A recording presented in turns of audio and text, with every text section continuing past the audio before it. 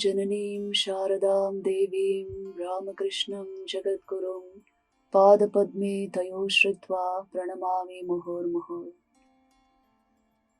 Namaste everyone. And so we will be discussing some incidents from mother's life.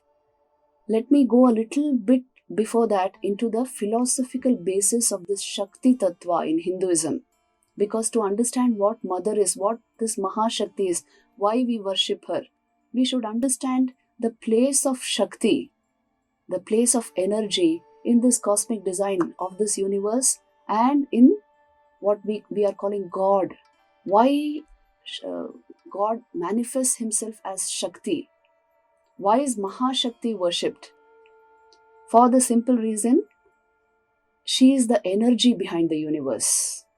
She is the cause for all movement, action, energy. She is the cause whenever we are seeing something, hearing something, thinking. As long as we are bound to this senses, this mind, trapped in this body, it is only mother that we can relate to. For the simple reason that she is the energy behind all of these functions. Without Shakti, Brahman cannot function.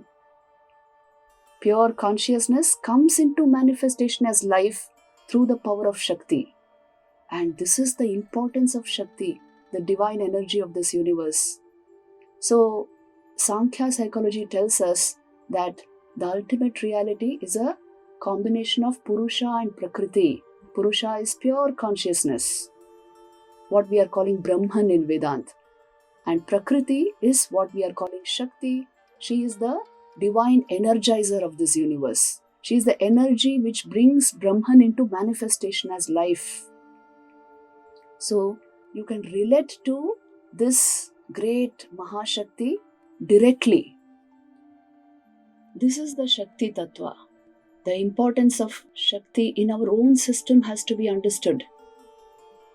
Vital energy is responsible for your entire mind mechanism.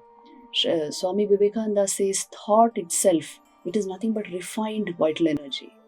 So this vital energy manifests as your thought, your ideation, emotion, as your will.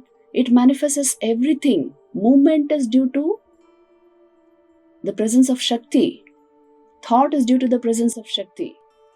And that is why if vital energy leaves the body, then there is no manifestation of life.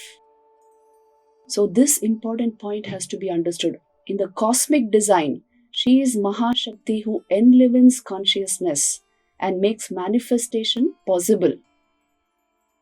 In the life of Shankaracharya, the 8th century AD philosopher, there's a very beautiful incident which tells us about this Shakti Tattva and how Shankaracharya himself understood the glory of this Mahashakti.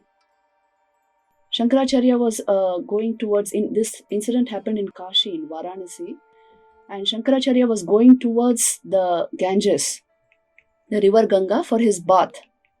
And on the footsteps of a ghat, as he was proceeding, he saw a lady. It was a narrow lane, and there he saw near the ghat a lady sitting with a dead body beside her.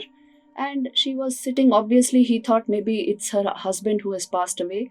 And this lady was sitting there and just looking at him. And as he came nearer, he requested her, "Mother, can you please move the body a bit so that I can go forward towards my bath in the Ganga?" Now this lady immediately said that, "Well, it is you who claim that everything is Brahman. Only Brahman is, and all is Brahman. So then this also is Brahman. Why don't you ask Brahman to move?" This question stumped Shankaracharya.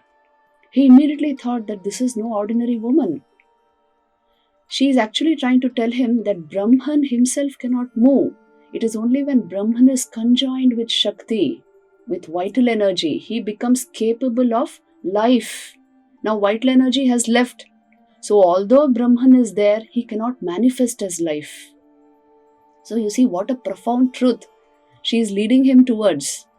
And then Shankaracharya understood this Shakti Tattva, the need for vital energy, Shakti, to manifest consciousness as life. Shiva becomes his entire manifestation, his creation, through the power of Shakti. All doing, thinking, feeling, willing, everything is due to the power of Shakti. And without Shakti, Shiva cannot move. Brahman is not capable of manifestation. So when he grasped this tattva, he immediately bowed down to that woman who was none other than Shakti herself, who had come to teach him in that form. So this is the great Shakti tattva of Hinduism, the importance given to this divine cosmic energy who is responsible for energizing everything.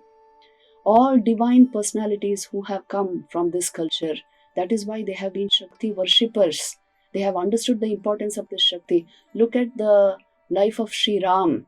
Any important incident in his life, he first worshipped Shakti. Even before the death of Ravan, he worships Mother Shakti so that he gets the power to defeat the demon king. Sri Ramakrishna was throughout his life a Shakti worshipper. And his entire life was dedicated to Mother Kali, as you know. So the importance given to Shakti is great in our culture. Holy Mother Sri Sharda Devi, we look upon her as that very Shakti who came in a very motherly form. And that is why she holds within herself immense power. Sri Ramakrishna used to tell Hriday, who was his nephew, he would tell him, well, if you hurt this, which means himself, you will still get forgiven for that. But if you hurt the being who is in her, in Sri Sharda Devi, even Brahma, Vishnu, Maheshwar cannot forgive you. They cannot save you. So it shows that the importance he is giving to Shakti. And in Mother's life, she comes to us in very simple motherly guise, but she holds this great power because, you see, she has the power to actually manifest Shakti, divinity in a most sattvic form. And there is no expression, even no too much expression in Mother. Have you seen this holding great power but yet not expressing it? This must be such a great capacity. So this capacity you find in the life of Sri Sharda Devi. She holds great power within herself, but hardly there is an expression of that power.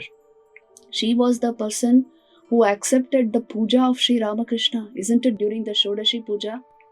She was the person who accepted the fruit of his entire sadhana, his entire tapasya. So this is the great strength that Mother holds within herself, but she appears before us just as a mother in very simple guise.